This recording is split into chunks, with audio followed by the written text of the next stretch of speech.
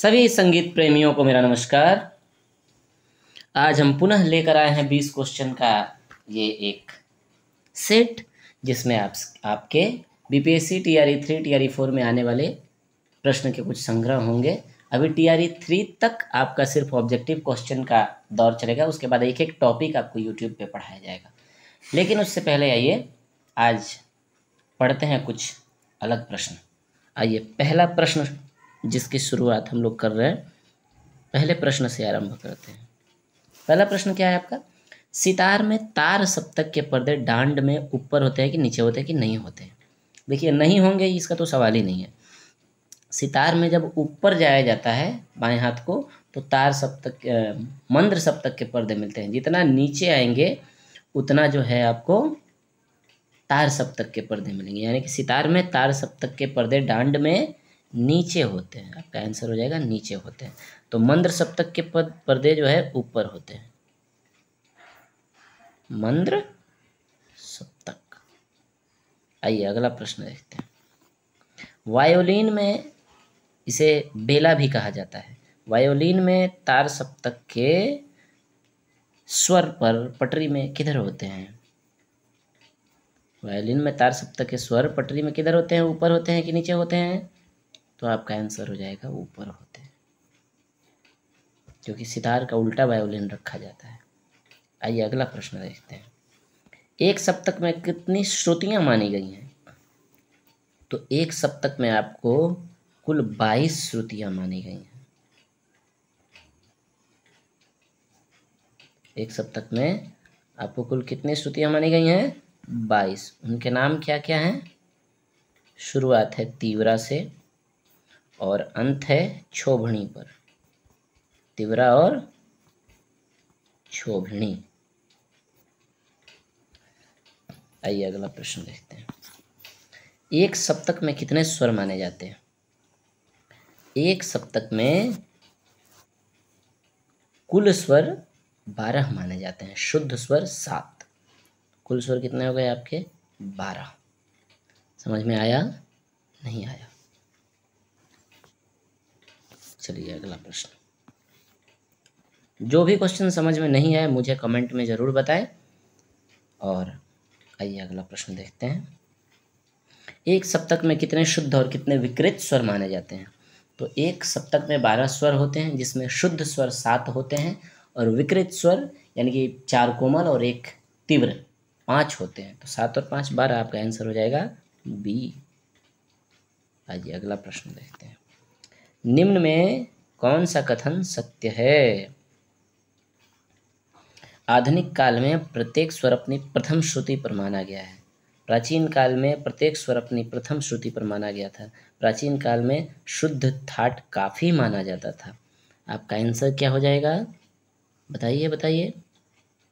तो देखिए, इसमें आपका हो जाएगा इनमें से एक से अधिक, क्योंकि आधुनिक काल में प्रत्येक स्वर अपनी प्रथम श्रुति पर माना गया है, ये भी सही है। प्राचीन काल में शुद्ध थाट काफी माना जाता था, ये भी सही है। यानी कि आपका आंसर कौन सा हो जाएगा? आपका आंसर हो जाएगा इनमें से एक से अधिक। तो ये अगला प्रश्न देखते हैं। भरत ने विकृत स्वर के लिए क्या शब्द प्रयोग किया है? भरत के अनुसार अंतर्गांधार और काकली निषाद ये 2 स्वर विकृत हैं, जिसके लिए उन्होंने साधारण शब्द प्रयोग किया है। अगला क्या है? आचार्य भरत ने एक सप्तक में कितने श्रुतियां मानी हैं? कोई बताएगा? आचार्य भरत ने एक सप्तक में 22 श्रुतियां मानी हैं। अगला प्रश्न क्या है? तीव्रता का संबंध किससे है? कल मैंने एक प्रश्न पढ़ाया था कि तीव्रता किससे संबंधित है, तो बोलने के क्रम में मुझसे गलती हो गई थी, इसलिए मैं माफ़ी चाहूँगा। तीव्रता का संबंध जो होता है छोटा बड़ापन से होता है। ऊंचा नीचापन जो है तारता होती है। मैं रोज़ रोज़ इस टॉपिक को मैंने पढ़ाया है प्रत्येक वीडियोज़ में, लेकिन उसमें थोड़ा सा गड़बड़ हो सकता है। और छोटा बड़ापन जो है तीव्रता होती है। ऊंचा नीचापन तारता, छोटा बड़ापन तीव्रता। आइए अगला प्रश्न देखते हैं। भरत ने कितने शुद्ध और कितने विकृत स्वर माने हैं? तो आपका आंसर हो जाएगा विकृत स्वर यानी कि साधारण स्वर, तो अंतर्गांधार और काकली निषाद, और 7 शुद्ध माने, यानी कि आंसर हो जाएगा ए। भरत के विकृत स्वर के नाम क्या हैं? बताइए कोई। भरत के विकृत स्वरों के नाम है अंतर्गांधार और काकली निषाद। भरत के षडज ग्राम में पंचम किस श्रुति पर था? बताइए कोई। भरत के षडज ग्राम में पंचम किस श्रुति पर था? चूंकि मध्यम ग्राम में पंचम 16वीं श्रुति पर आया, तो षडज ग्राम में 17वीं श्रुति पर था। तो आपका आंसर है 17वीं श्रुति, ये आंसर हो जाएगा। आइए अगला प्रश्न देखते हैं। भरत के मध्यम ग्राम में पंचम किस श्रुति पर था? तो एक श्रुति घट जाएगा, यानी कि 16वीं श्रुति। आइए, भरत ने षड्ज ग्राम और मध्यम ग्राम के पंचम के अंतर को क्या कहा है, क्या संज्ञा दी है? जिसे सारना चतुष्टयी कहते हैं, इसे ही तो कहते हैं प्रमाण श्रुति। 15वां प्रश्न, प्रमाण श्रुति की दूरी भरत ने किस प्रकार प्राप्त की? मूर्छना, सारणा, अज्ञात, इनमें से कोई नहीं। तो आपका आंसर क्या हो जाएगा? जिन लोगों ने पढ़ा है, जिन लोगों का कॉन्सेप्ट क्लियर है, वही इन सब प्रश्नों के उत्तर दे पाएंगे। आपका आंसर हो जाएगा सारणा। ये गूगल से लिखने के क्रम में दिक्कत हो जाती है, वैसे लिखा जाता है सारणा। जब भरत ने सारणा चतुष्टयी की, उस समय उनको ये 2 ग्रामों के बीच का ये अंतर प्राप्त हुआ। आइए अगला प्रश्न, भरत ने सारणा प्रक्रिया में वीणा पर कितने तार बांधे? बताइए। भरत ने सारणा प्रक्रिया में वीणा पर 7 तार बांधे। तो शारंगदेव ने कितने बांधे थे? शारंगदेव ने 22 तार बांधे थे।